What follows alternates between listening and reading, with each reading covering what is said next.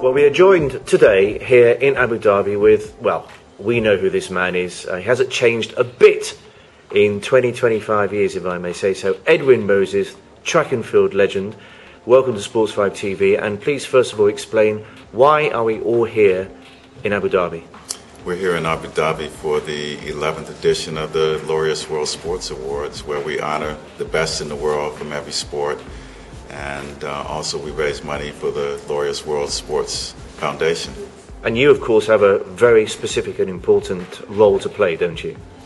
I'm what they call the talking head. I'm the chairman of the organization and represent the Academy and all matters, fundraising.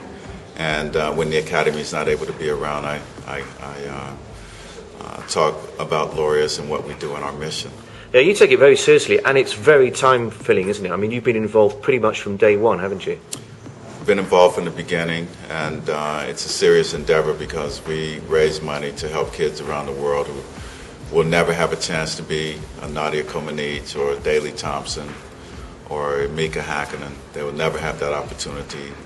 Many of them, in some cases, have other issues due to the part of the world they live in, from child abuse to teenage pregnancy to living in war-torn areas. So, now, you really don't look much different from the time when you were sprinting and hurdling over those barriers and winning races. In fact, winning 122 in a row. Does it seem like yesterday, or does it seem like a long time ago? It seems like a long time ago. Does it? Seem like yesterday? Yeah. In fact, after retiring and looking at track and field and not going out, working out day after day, it seems it's hard to believe that I accomplished what I accomplished, because you have to be so much into what's happening at the time, and physically you push your body beyond the limits every day. And when you stop, it's like it almost never happened. Well, it is hard to believe, because to be able to do that 122 times, I mean, okay, you were the best in the world, but to do it for that amount of time, what does that tell you about you and what you had to put yourself through to do that? It was a big effort. I mean, at the end of every year, if I ran 20 races, it comes down to about 15 minutes of actually running and racing. And within the scope of a whole year of training, 15 minutes is really nothing. You can walk around the track, 3 times in 15 minutes.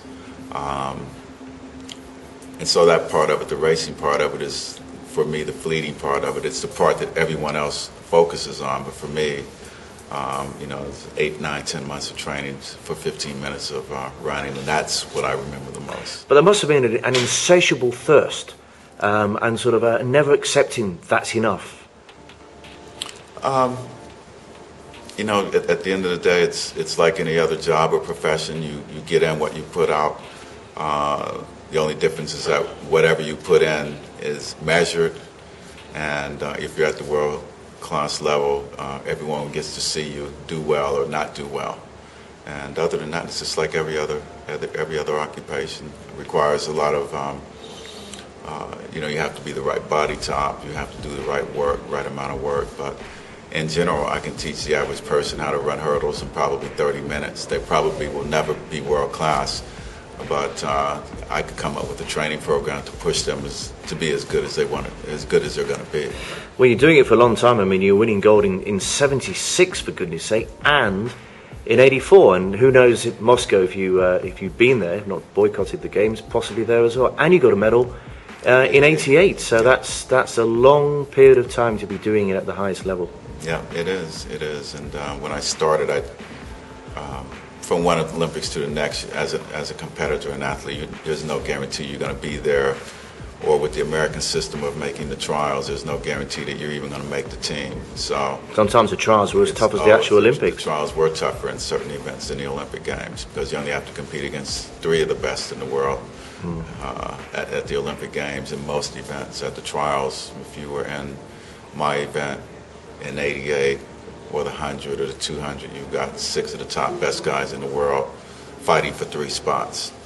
What I liked about you, and I think a lot of people did as well, apart from the fact that you were so good, was just sort of the look. You looked good with the glasses. You didn't see too many athletes running with wearing glasses, especially guys like you who won everything. Now, there's no reason why obviously you shouldn't, but it was just rare to see you. You looked so sort of studious as you competed at the top. You kind of set a trend, I would suggest. I was probably looked studious because I was, but without the glasses I couldn't see, so they were a functional part of you my would actually equipment. crash into the hurdles. I would, yeah. They were definitely a functional part of my equipment.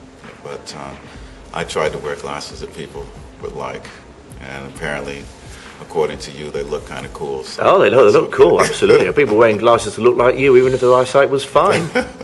Now, what about you at the sport that you love very, very dearly, track and field? What kind of shape is it in right now, do you think? Track and field, I don't really keep up with it that much. I spend most of my time with Laureus. I think the difference is they have a few big stars versus when I was running. On the United States team, we had 12 or 15 world champions.